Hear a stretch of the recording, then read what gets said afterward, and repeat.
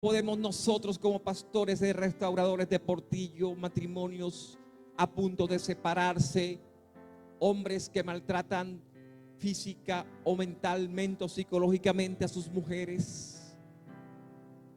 Ellas dicen: ya no puedo más, ya no puedo más con esto. Mujeres maltratadoras de esposos existen. Esas manipuladoras que quieren que el esposo haga lo que ellas desean. ¿Cómo vamos a restaurar? Entonces era necesario pasar por pruebas. Era necesario que la pastora me dijera en un tiempo que no me quería, que me fastidiaba, que se me fuera de su vida, para poderte decir a ti, varón, tú que estás en esta mañana, tranquilo. Eso dicen todas. Confía en el Señor. Quiero que vayan entendiendo que cada prueba que usted ha pasado es una herramienta que el Señor ha usado para fortalecerlo, para que se pueda cumplir esa promesa que usted tiene en el reino de Dios. Diga al que está a su lado: las pruebas te llevan al propósito. Wow, ahí vamos entendiendo. Pero ¿qué sucede? A veces cuando nos volvemos cristianos y llegamos a una iglesia que no es de una buena doctrina, nos venden un paquete de fantasías, lo que llamamos por ahí en la costa un paquete chileno. ¿Usted sabe qué es un paquete chileno?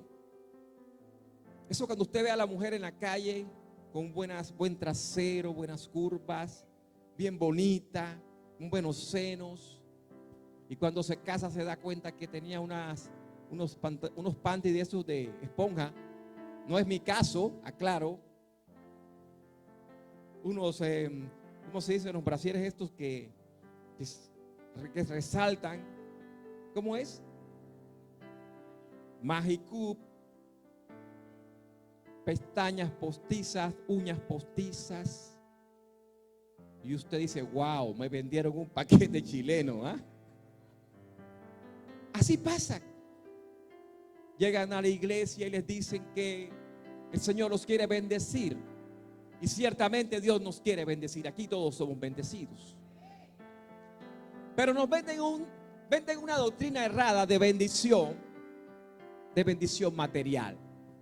Casa, carro, beca, viajes al extranjero. Pero se nos olvida algo muy importante, y es mencionarles que nunca vamos a dejar de tener problemas y aflicciones. Entonces, cuando usted se confronta con su realidad, cuando en la casa del Señor, en esa iglesia, le están diciendo: confía, Dios te va a prosperar, mañana vas a tener el mejor auto, solo tienes que confiar, y usted sigue andando en la bicicleta destartalada, empieza a menguar su fe. Cuando le dicen: quizás no te preocupes, que el mejor apartamento es para ti, y sigues viviendo arrendado en un aparta estudio con 2 meses de deuda y a punto de ser expulsado, tú empiezas a confrontarte. ¿Será verdad que Dios existe? ¿Será verdad todo eso que me están diciendo en la iglesia donde yo asisto? Es que yo no veo la prosperidad que me están diciendo. Hoy quiero decirte que todo eso es una gran mentira. Por el contrario, iniciamos, cuando nos volvemos cristianos, un camino lleno de todo tipo de pruebas. Dígale: todo tipo de pruebas al de al lado. ¿Cuántos de los que estamos aquí no hemos pasado por pruebas tremendas? ¿Recuerdan las pruebas? Yo recuerdo que iniciando mi vida cristiana, todo fue maravilloso. Y Dios nos prometió que nuestra generación iba a crecer. Y entonces venía en camino Jesús David. Y nosotros: wow, viene Jesús David. Y entonces nos entusiasmamos con Jesús David. Y nace Jesús David con muchas dificultades respiratorias, cardíacas. Voy a la presencia de Dios de rodillas, le digo, ¿qué está pasando? Antes, cuando yo parrandeaba y mujeriaba, todo era color de rosa. Y ahora que estoy en los caminos, ¿cómo que tú me estás diciendo que mi generación va a aumentar? Y Jesús David se está muriendo, no ha acabado de nacer y ya se está muriendo. ¿Qué pasa? Dame una respuesta. Cojo la palabra de Dios y me dice, me verá los ojos. Y cuando dice, me verá mis ojos, yo quedé como congelado. No entiendo esta palabra. Sí la entendía, pero no quería aceptarla. Y la volví a leer con lágrimas en mis ojos y dije, wow, Señor, ¿cómo así que te lo vas a llevar si apenas está llegando? Y derramando lágrimas le decía, dámelo un ratito aquí en esta tierra, Señor. Dámelo, yo quiero estar con Él un tiempo. Y oraba, pero el mensaje era el mismo. 3 días duró Jesús David en esta tierra. 3 días. Pero hizo un ministerio maravilloso, porque a través de él se logró llevar a un propósito nuestras vidas. Por eso les decía que las pruebas te llevan a un propósito. Era necesario que su tiempo aquí fuera corto, pero sustancioso. ¿Cuántos de nosotros tenemos años en esta tierra, pero el propósito está muy lejos de cumplirse? Y hoy le puedo decir al Señor gracias, porque en esos 3 días vino a hacer lo que tenía que hacer, lo que tú le mandaste a hacer: restauración, unidad, perdón. Pero logró algo importante, que fue su salvación. Hoy, de los 5, el único que tiene la garantía de la salvación es Jesús David, porque estos pellitos en cualquier momento se pueden escarrilar. Todos podemos caer. Él logró su propósito, lo cumplió. Yo quiero que en esta mañana usted pueda entender que esas dificultades por las que usted está pasando, esa crisis es necesaria. Esa enfermedad es necesaria. A veces hasta la muerte de un familiar es necesaria para cumplir propósito. ¿Duele? Claro que duele. Si uno se hace ilusiones con un hijo, que uno se hace, y es el primer varón, y uno se lo imagina jugando fútbol con él, jugando a las peleas, recochando, y la mamá, quédense quieto, no van a desarmar la cama, y uno brincando con el pelado en la cama. Se trazan muchos planes, pero son los planes de uno, no los planes del Señor. Así que deja la rebeldía, deja de estar quejándote tanto por lo que estás pasando. Enfócate en el propósito. Estas pruebas son el camino que el Señor utiliza para hacer al final se pueda cumplir el propósito de nuestras vidas. ¿Cuál es esa prueba que tienes en este momento? Cierra tus ojos un momento ahí donde tú estás en casa, ahí, porque esta es tu casa. Enfócate. Ahora ubícate en ese problema. Ubícate en esa dificultad. ¿Cuál es ese problema? Enfócate en él. Espíritu Santo de Dios, enfócate en el problema. Es pasajero. Es pasajero. Porque el propósito que Dios tiene contigo es grande. Le adorarás en naciones. Por eso el enemigo te quiere entretener con pensamientos que no son los correctos. Él no puede saber tu futuro, pero olfatea la bendición que te rodea. Él no quiere que tú toques esa batería de las naciones.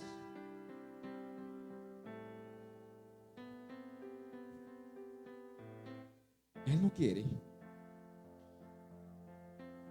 que muchos jóvenes se conviertan cuando tus manos son usadas para adorarlo a Él. Enfócate en el propósito. No mires las circunstancias por las que estás pasando. Son pasajeras. Espíritu Santo de Dios,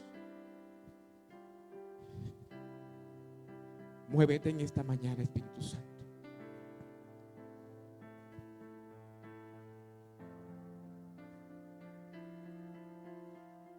Debes entender que no es una desgracia esa situación, no es una desgracia esa enfermedad, no es una desgracia que ese marido te trate como poca cosa, no es una desgracia que ese hijo esté pasando por drogas. Es el curso de preparación para alcanzar el propósito. Wow. Y por eso el Señor me colocaba a José. Voy a generalizar un poco sobre José, hijo de Jacob y de Raquel, la segunda esposa de Jacob, el primogénito de 2 hijos. Estaba José y estaba Benjamín. Era el número 11 de los 12 hijos de Jacob. Tenía apenas 17 años cuando empezaron las pruebas. Diga 17 años. ¿Cuántos tienen 17 años o menos de 17 años acá? Levanten la mano. Diego. Levanten la mano los jóvenes. Así como ustedes estaba José, lleno de ilusiones, de sueños, alegre en medio de su casa, en medio de sus hermanos, de su papá, de su mamá. Se creía el dueño del mundo, como todos nos hemos creído cuando estamos en esa edad.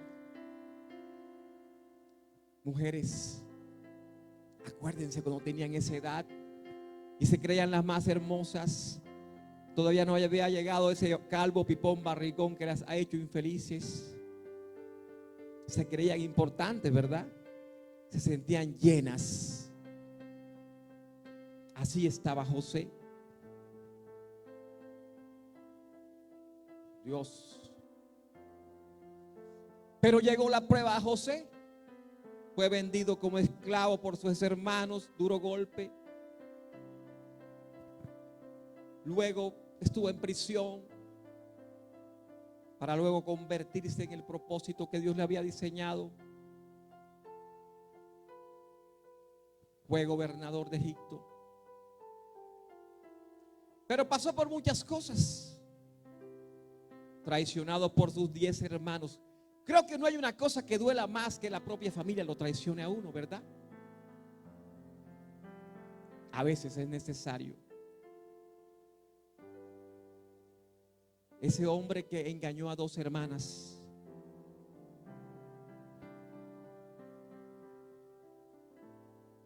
Wow. Esa mujer que jugó con 2 hermanos. Mi mejor amiga se llevó a mi esposo. Los más cercanos. Santo de Israel. Fueron etapas fuertes para José. Sus propios hermanos lo vendieron, pastora. Primero intentaron matarlo. 17 años. Pero hubo temor en medio de esa situación por parte de Rubén, el hermano mayor, y decidieron entonces venderlo como esclavo. Fue comprado por un alto hombre de egipcio de nombre Potifar. Estuvo en su casa y su mujer lo vio guapo, así como está Carlos Castellano. Dice la escritura que era guapo, que era fornido, Imagínense una Cookie Barbie de esa. Ya era una mujer cuarentona o cincuentona. Vio al muchachito y dijo, uy, colágeno. Como dicen ahora, ¿verdad? Colágeno. Y trató de seducirlo, pero firme en su convicción y su amor a Dios, corrió. Varones, corran. Ay, es que no pude, pastor, soportar la tentación. Corran. Porque el diablo es puerco. Corran, como hizo José. José fue violado en su intimidad por la mujer de Potifar. Dice que lo desnudó todo. El hombre quedó desnudo corriendo. Y por esa injusticia fue colocado en prisión 10 años. Wow. Pastores, que tengo una prueba hace 3 años. José duró 10 años en prisión antes de que se cumpliera el propósito. Yo quiero que usted hoy empiece a entender la magnitud de su problema en relación a las cosas del mundo, en relación a la situación que se vive. 10 años en prisión. Pudo haber pensado 1000 cosas equivocadas, renegar de Dios. Yo no voy más a esa iglesia, porque es que yo oraba para que no tuviera cáncer y tengo cáncer. Ahora me van a hacer quimioterapias. Yo para qué ayuné, yo para qué fui a esas vigilias, yo para qué me congregaba, si igual estoy enfermo. Pudo haberlo dicho José. Sin embargo, esperó, oró y esperó. Y ahí desde la prisión saltó a la promesa. Se convirtió en el gobernador de Egipto hasta su muerte. Después del rey, él, ni siquiera otro egipcio. Y eso me hace entender algunos aspectos que vamos a tratar hoy. Apenas estoy en la introducción del mensaje. Y vamos a la palabra de Dios en el libro de Génesis.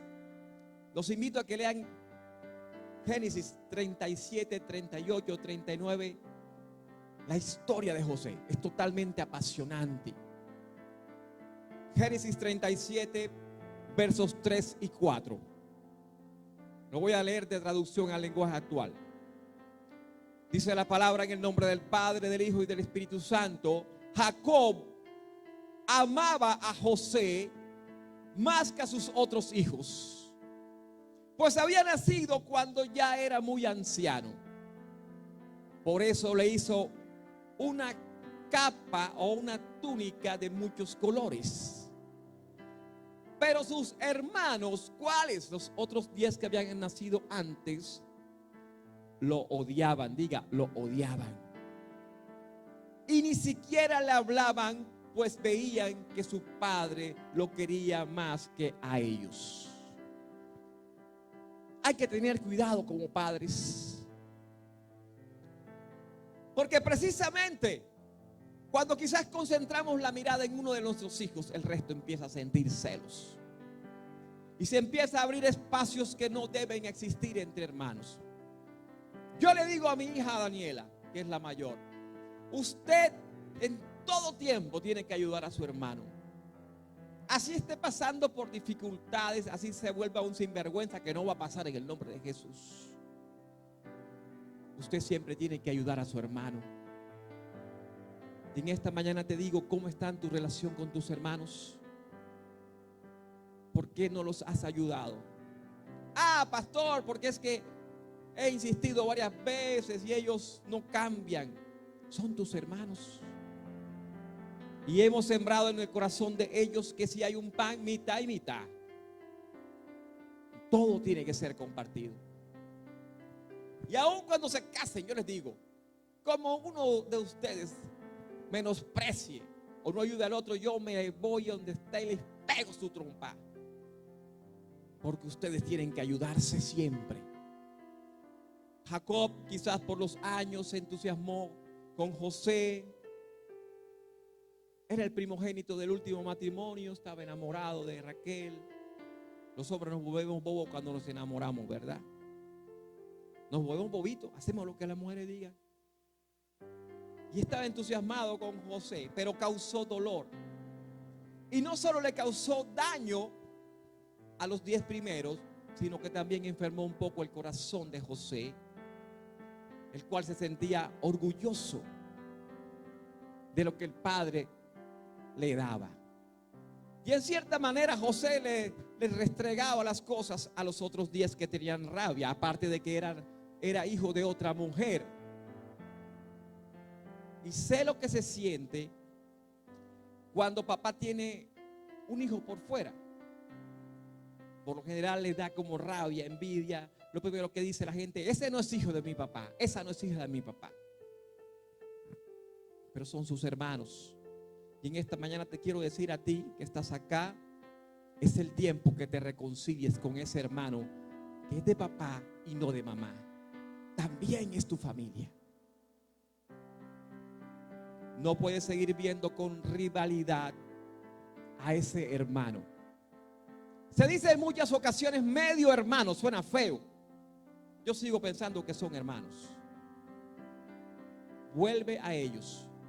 Llámalos ahora que salgas de aquí y empieza a hablar y diles: perdóname porque ciertamente te menosprecié. Nunca pierdas la humildad.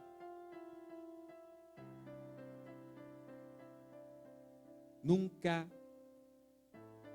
vivas en vanagloria,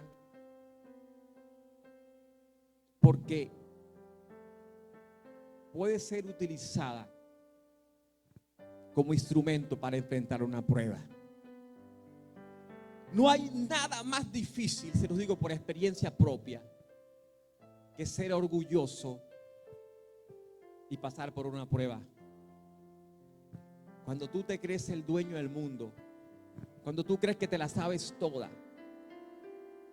cuando tienes algo de dinero en tu bolsillo y con eso quieres menospreciar a las personas y se te acaba el dinero, wow. Cuando te toca pedir que te ayuden para el almuerzo de tus hijos,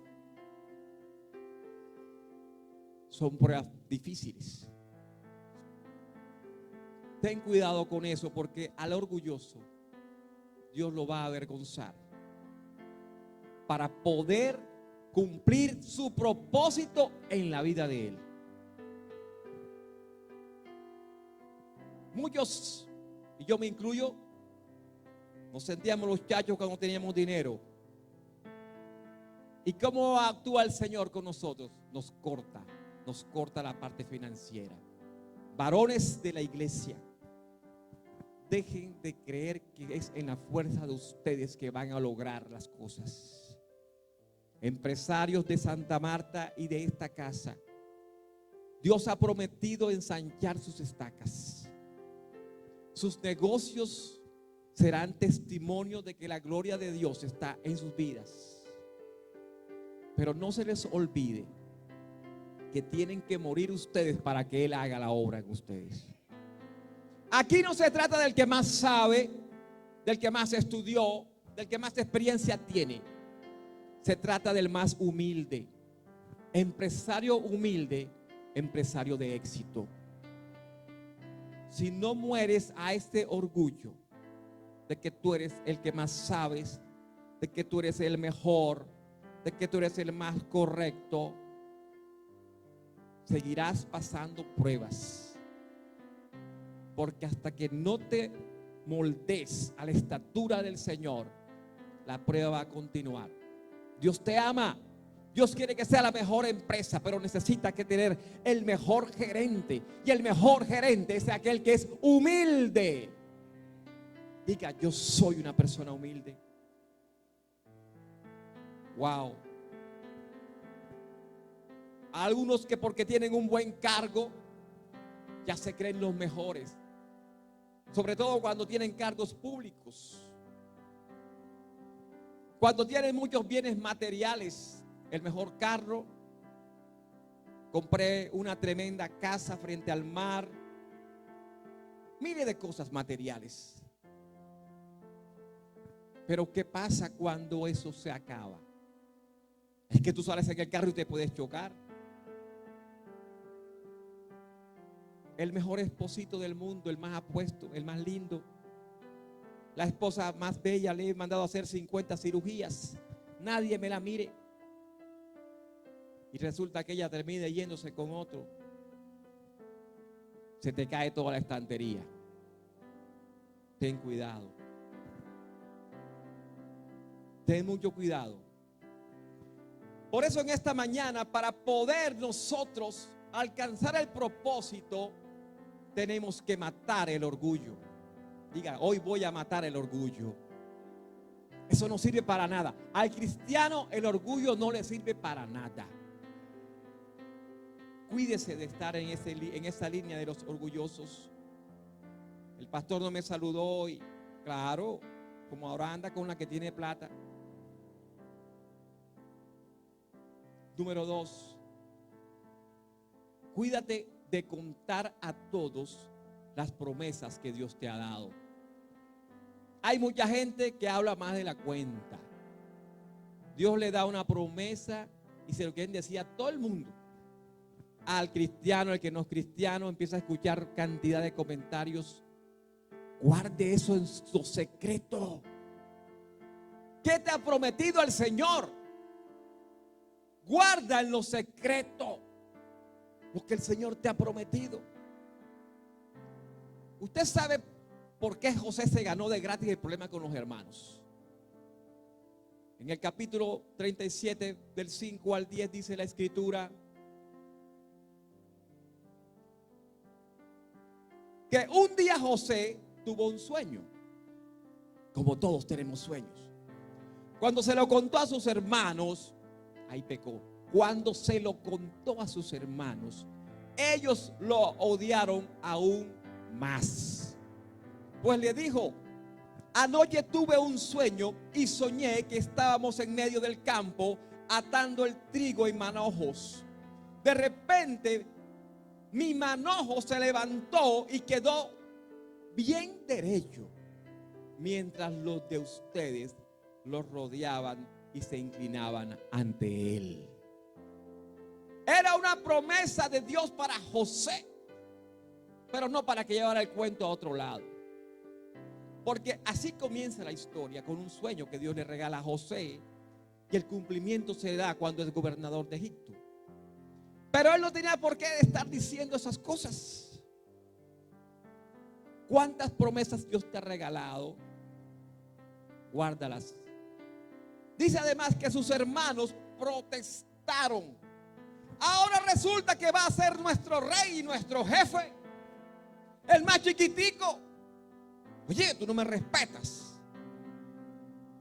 Y por causa del sueño y por lo que decía, creció en ellos el odio que le tenían. José tuvo otro sueño. El pelado no entendía. Y también se los contó a sus hermanos. Figúrense.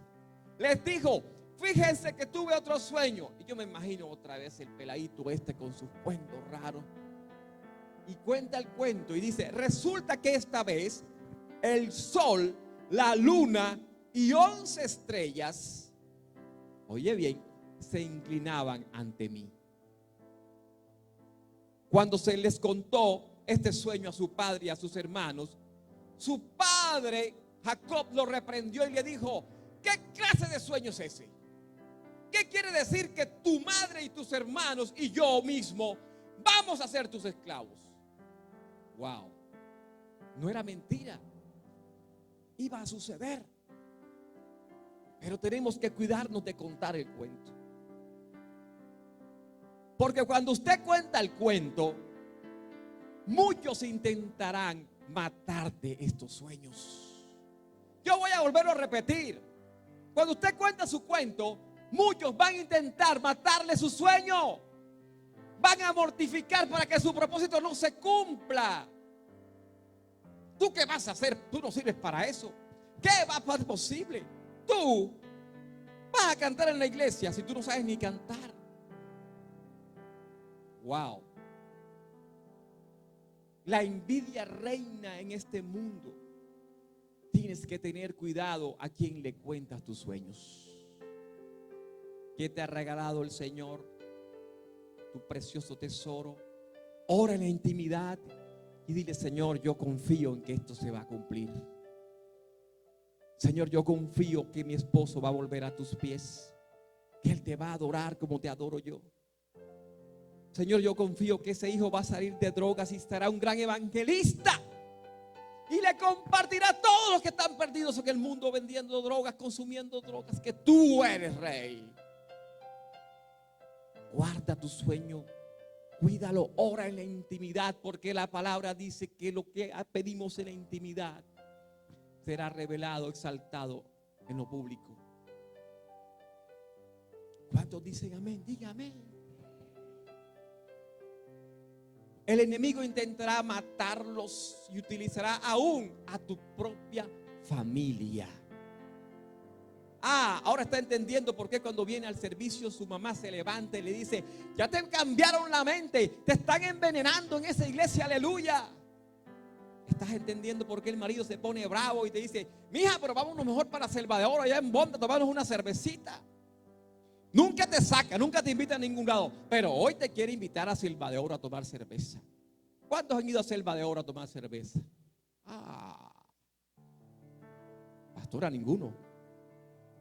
¿Cuántos han ido a Pito Camión en Bonda? Pita Camión, pipi. ¿Y a la caseta Tibisay en Taganga? Ahí es donde conocí yo a la pastora. Oh, mentira. El enemigo intenta matar tus sueños, tus propósitos, utilizando aún tu propia familia. Los hijos se levantan y te la quieren montar, como se dice vulgarmente cuando vienes para la iglesia. El esposo monta cara brava porque te vas para allá, llegas a las 12:30 a hacernos la comida. Levántese temprano y haga el almuerzo a las 5 para que no haya argumentos. Eso le pasa a Luz Marina. Habla Jehová. Entonces, cuídate de contar a todos las promesas que Dios te ha dado. 3. El cumplimiento del propósito te hará pasar por pruebas. Wow. Y buenas pruebas que pasa uno. A mí me dijo un pastor, amigo, que quiero mucho, me dijo: el Espíritu Santo me dice que ustedes serán restauradores de Portillo. Estábamos en ese primer amor. Uy, amén. Lo recibo en el nombre de Jesús. Me dio el propósito, pero no me dijo lo que tenía que pasar, las pruebas que tenía que pasar. Y fueron grandes pruebas, 2 veces nos separamos para poder cumplir el propósito. Me tocó perder todo. Nos quedamos sin nada, sin muebles, sin nada, con 2 peladitos. Tenía como 1 añito apenas, Dani era como 5. Y nos tocó irnos a vivir donde mi abuela. Entrar en control sobre control. Y hubo un tiempo donde la pastora vivía donde su mamá, con los niños. Yo vivía donde mi abuela, iba, venía, ella iba, venía. Todas las noches lloraba amargamente para poder hoy ser restaurador de Portillo. Wow. Esto no es como las telenovelas ni como las doctrinas falsas que dicen que todo es color de rosa. Hay que procesarse. Para cuando venga Carlos llorando: ay, que Adis me echó. Tranquilo, mi hermano, a mí me echaron un poco de ese. Venga, lloramos. Y es que no está en un libro, es que yo le estoy contando mi testimonio. Pruebas que pasé para conseguir el propósito. Dice la palabra que una de las pruebas que vamos a pasar es que nuestra familia se levantará contra nosotros mismos. Como tú vuelvas con ese hombre, le dijo una tía a ella: olvídate que yo soy tu tía y ni un peso te voy a ayudar. Gloria a Dios. Aquí estamos, Y dice la escritura en Génesis 37, del 23 al 28, que cuando José llegó a donde estaban sus hermanos, ellos le quitaron la capa, porque la capa simbolizaba poder, lo más preciado que había hecho su padre a un hijo, manto, autoridad sacerdotal. Dice que le quitaron la capa que su padre le había hecho y lo echaron al pozo que estaba seco. Lo iban a dejar ahí tirado y Rubén se fue. Los hermanos se sentaron a comer. De pronto vieron que se acercaba un grupo de comerciantes. Eran unos ismaelitas que venían de Galat y sus camellos estaban cargados de finos perfumes y hierbas de rico olor que los ismaelitas pensaban vender en Egipto. Entonces uno de sus hermanos, Judá, dijo a sus hermanos: no ganamos nada con matar a nuestro hermano y luego tener que mentir acerca de su muerte. Nos conviene más vendérselo a estos ismaelitas. Después de todo, José es nuestro hermano, es de nuestra propia familia. Esta idea les pareció bien, así que cuando los comerciantes pasaron por allí, los hermanos de José lo sacaron del pozo y lo vendieron en 20 monedas de plata. Entonces los comerciantes se lo llevaron a Egipto. Golpe bajo, dígale que está a su lado, golpe bajo. ¿Cuántos hermanos te han dicho: préstame una platica, te la doy mañana? Hasta el sol de hoy no lo he vuelto a ver. Normalmente las traiciones se dan en familia. Es que dejo a mi hijo con mi hermano porque es mi hermano mientras yo trabajo. Y resulta que mi hermano abusa sexualmente de mi hijo. Wow. ¿Cómo manejar esa situación, pastora? Si yo crecí con mi hermano, yo confiaba en él. No puede tocarle un pelo a mi hijo. Lo hizo. Yo quiero que nos ubiquemos en el contexto, porque la historia de José está directamente relacionada con nuestros días y con nuestra vida cotidiana. Ha sido traicionado. Mami, tú eres la mujer más linda de mi vida. Yo no tengo ojos sino para verte a ti. Y te llaman y te dicen que tu esposo tiene con 4 meses de embarazo a otra chica. Traición. Esas pruebas, por duras que parezcan y que son, hacen parte del propósito que Dios tiene para tu vida. Esa prueba es necesaria. Es que me engañó y me hizo 2 pelados y ahora no responde por nada, ni siquiera contesta el celular. No puedes coger rabia con esos hijos. No puedes ver a esos hijos como una desgracia. Son bendición. Quiero que usted entienda que sus hijos son bendición, aun que hayan llegado circunstancialmente con cosas diferentes, situaciones difíciles. Son tus hijos y ellos te darán tranquilidad en tu época de ancianidad. Cuando estés viejito o viejita, vas a ver el fruto de ellos. Vas a ver cómo Dios se levanta sobre sus vidas. Vas a ver cómo son unos hombres y mujeres con amor y temor de Dios. Tus hijos son bendición.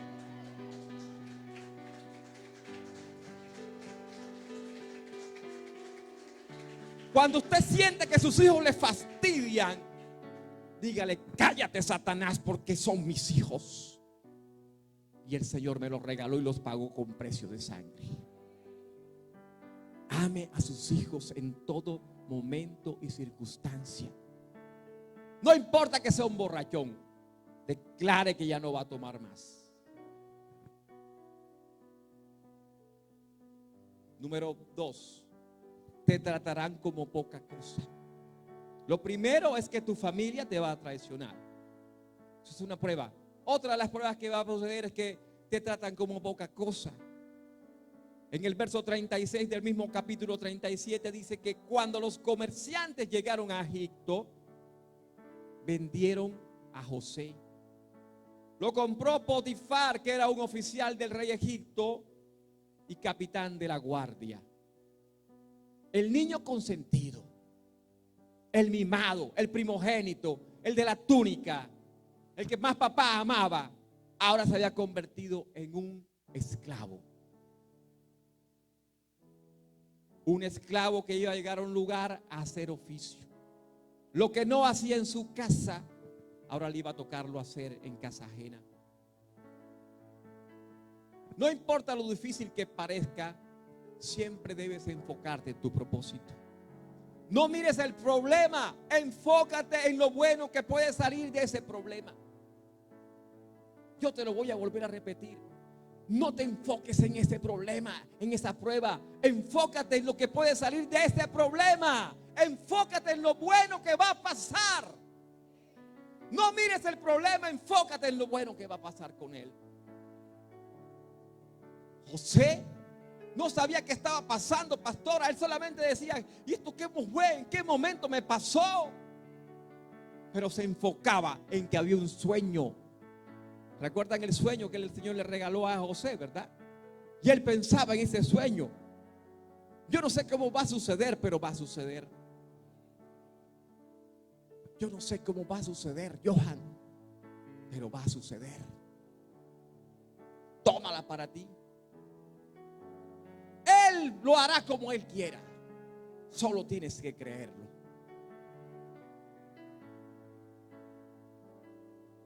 Serás tentado en todo, incluso en tu sexualidad.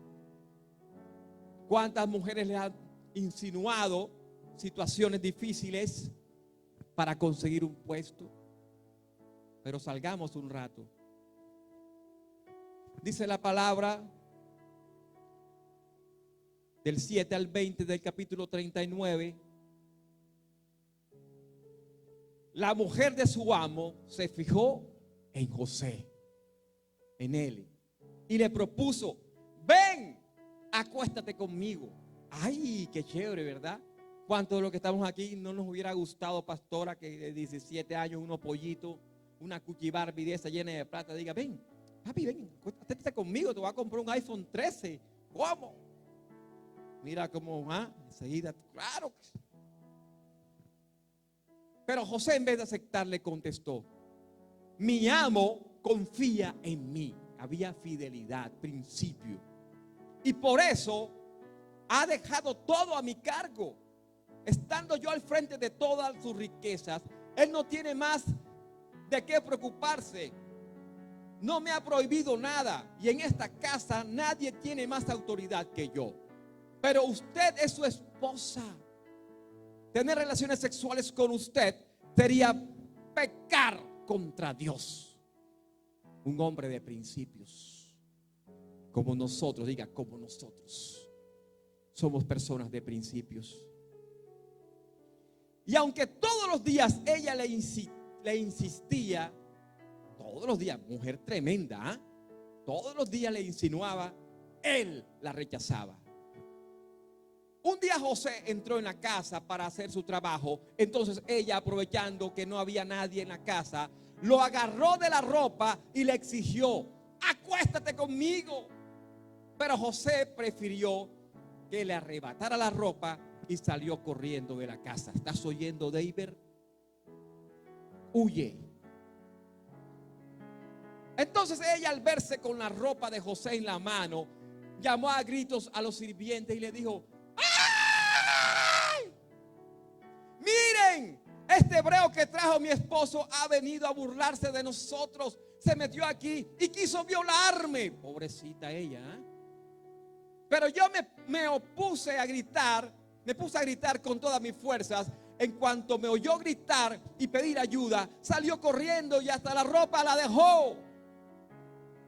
Ella guardó la ropa de José hasta que regresara su esposo. Cuando Potifar, pobrecito, diga pobre Potifar.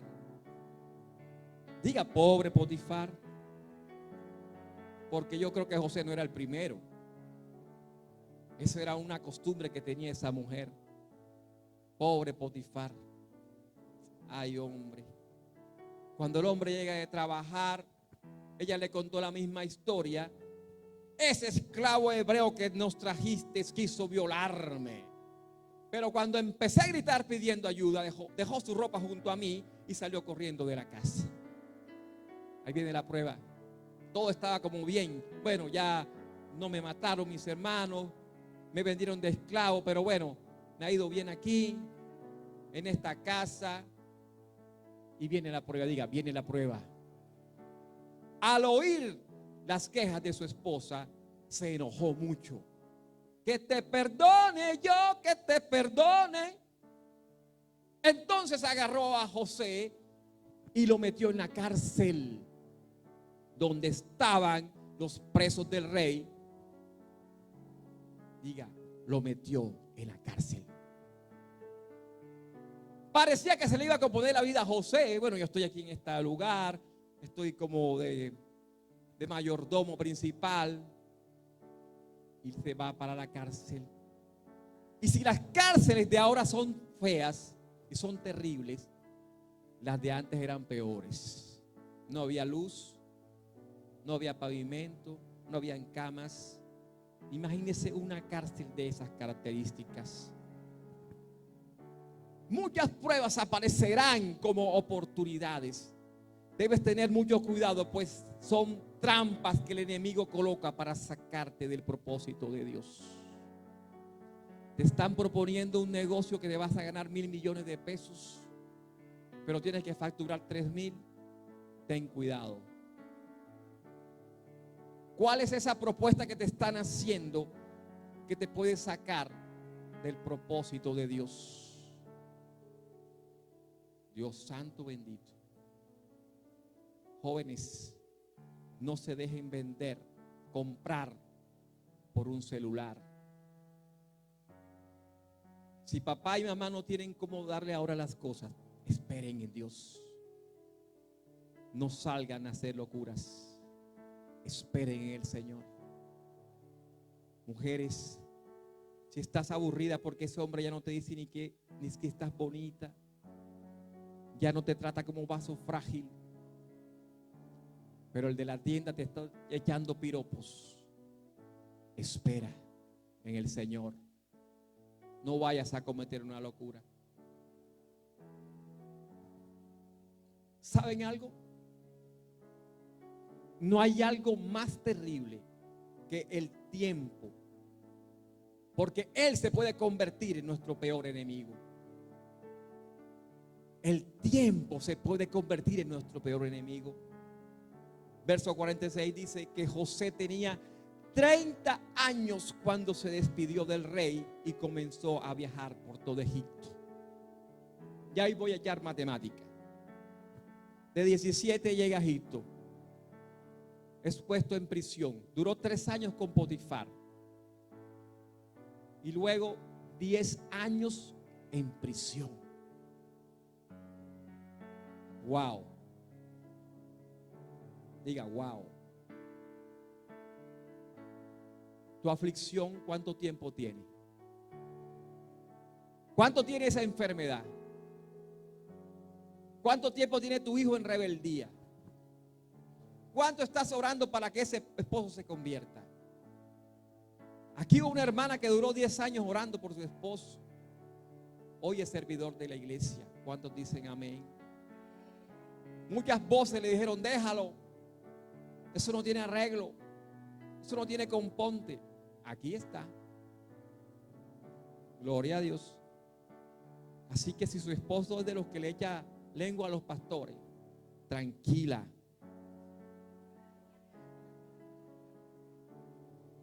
Que como siempre he dicho, así sea cojo viene. Así sea ciego llega. Su propósito se va a cumplir.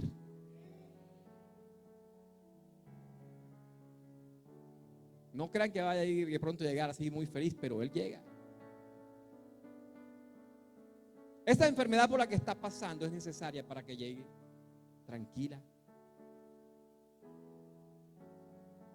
13 años tardó para que el propósito de José se cumpliese.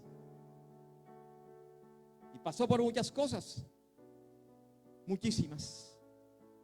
Pero a pesar de las pruebas, quiero que sepas que siempre el Señor estará a tu lado. Mira, leí el libro varias veces y siempre después de la prueba estaba el acompañamiento. Aunque tú no sientas al Espíritu Santo, Él está contigo. Estás desesperada, desesperado, no tienes cómo pagar la deuda, estás que tiras la toalla, has pensado incluso hasta tirártele a una mula esa en la vía alterna, porque no sientes a Dios en tu vida. Tranquilo. Aunque tu fe y tu confianza estén menguando, confía.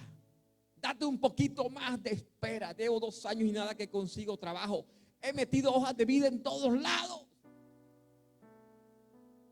Aunque te sientas solo o sola, espera.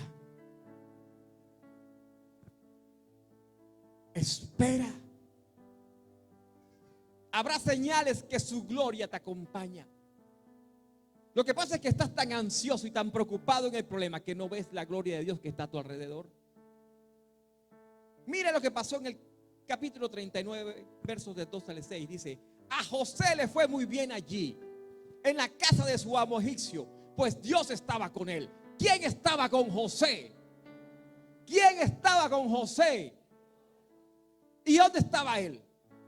Diga, siendo esclavo. Él no la tenía fácil, era esclavo. Pero ¿quién estaba con él? Potifar vio que Dios ayudaba a José y hacía todo, que todo le saliera bien. Wow, esta parte es impresionante. El impío vio la presencia del Espíritu Santo en José. Muchas veces usted no se da cuenta, pero el que está afuera sí sabe que es lo que hay en usted. Usted se puede sentir hoy triste, derrotado, pero el Espíritu Santo está contigo y el que está afuera te ve y dice: algo nuevo en esta persona, algo pasa con él. Yo no sé qué tiene este muchacho, esta muchacha, pero algo pasa. Eso le pasaba a José. Por eso trató amablemente a José y lo puso a cargo de su casa y de todo lo que tenía. No era José, era lo que había en José. Puede estar usted pasando por el problema más grande y llega a la clínica y dice: ay, yo le caí en gracia al médico. No, señor, es lo que hay en usted.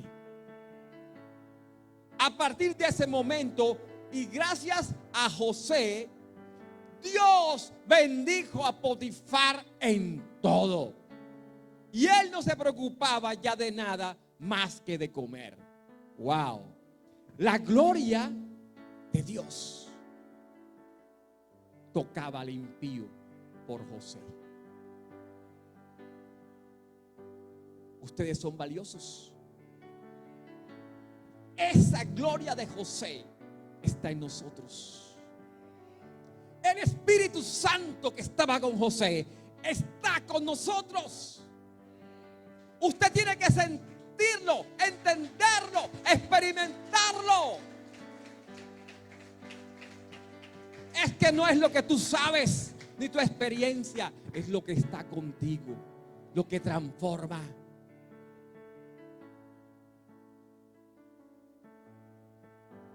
En el capítulo 39, versos del 21 al 23, dice: Dios siguió ayudando a José y dándole muestras de su amor. ¿De qué? De su amor. Pues hizo que el carcelero lo tratara bien. ¡Wow! Donde llegaba cambiaba la atmósfera. Y así el carcelero puso a José a cargo de todos los presos y de todos los trabajos que allí se hacían. ¡Wow! El carcelero no tenía que vigilarlo porque Dios ayudaba a José y hacía que todo le saliera bien. Tú estás entendiendo que no importa donde tú estés, Él está contigo y te va a prosperar y está haciendo que todo te funcione bien. En el pozo estaba ahí. Cuando llegó en Egipto estaba ahí. En la casa de Potifar estaba ahí. En la cárcel estaba ahí. ¿Para llegar a dónde? Al cumplimiento de la promesa. 13 años para que el rey dijera: ¿dónde está ese que interpreta los sueños? ¿Qué es lo que tú estás diciendo que no entendemos? Ni siquiera los más sabios ni los más sacerdotes, brujos y hechiceros saben. Dio las coordenadas correctas. Y dijo el rey: entonces necesito un gobernador con principios, que sea íntegro, que sea honesto, que sea un hombre bueno, con amor y temor de Dios. ¿Dónde está? No lo halló en Egipto. Y el Espíritu Santo le dio revelación a ese hombre, a ese impío. Es que ya lo encontré. Eres tú. Porque si Dios te dio interpretación de lo que iba a pasar, también te va a direccionar cómo lo vamos a hacer. No hay nadie más capacitado que tú para hacerlo. ¿Dónde estabas tú metido? Te necesitamos. Reclame lo que le pertenece a usted. No importa si hoy las cosas se vean oscuras. No importa si los bancos te están llamando que te van a quitar la casa. Tienes que tener la confianza en el propósito que Dios te ha regalado. Tienes que tener claro eso. Estará contigo siempre hasta que el propósito se cumpla. Diga: el Señor está conmigo hasta que el propósito se cumpla. Pastores, que me duele tal cosa. El propósito se va a cumplir. Gloria a Dios. Dice en el capítulo 41, para terminar, del 39 al 44. Por eso le dijo a José: Dios te ha dado a conocer todo esto. Mira lo que dijo el rey. Y eso quiere decir que no hay nadie tan sabio e inteligente como tú. Por eso a partir de este momento quedas a cargo de mi palacio y de todo mi pueblo. Todos en Egipto, todos tendrán que obedecerte. Solo yo tendré más poder que tú, porque soy el rey. Después del rey, se quitó el anillo que usaba para sellar sus cartas y se la puso a José. Autoridad. Luego ordenó que lo vistieran con ropas de lino fino y que lo pusieran un collar de oro, y le pidió que lo acompañara en su carro como su gobernador. Delante de José gritaban: abran paso. Así fue como el rey puso a José a cargo de todo su país. Luego le dijo a José: aunque yo soy el rey de Egipto, nadie en este país hará nada sin tu permiso. ¡Wow! ¡Qué poder! ¡Qué autoridad! Solo lo puede dar el Señor. Un hombre que no era egipcio, un hombre que era hebreo, pero que él era fiel a Dios, que era fiel a sus principios, que nunca se dobló ni a la izquierda ni a la derecha. Tuvo oportunidades, tuvo tentaciones, fue expuesto, pero dijo: me quedo plantado en la roca. Usted tiene que plantarse en la roca. No se deje enamorar. Usted necesita que se cumpla la promesa de Dios. No importa lo que esté tardando, el propósito se va a cumplir. No importa lo que estés pasando, mantente firme. No te desmayes, no te desalientes. Mantente firme, lucha, esfuérzate. Pronto llegará. Solo tienes que confiar. Solo tienes que confiar.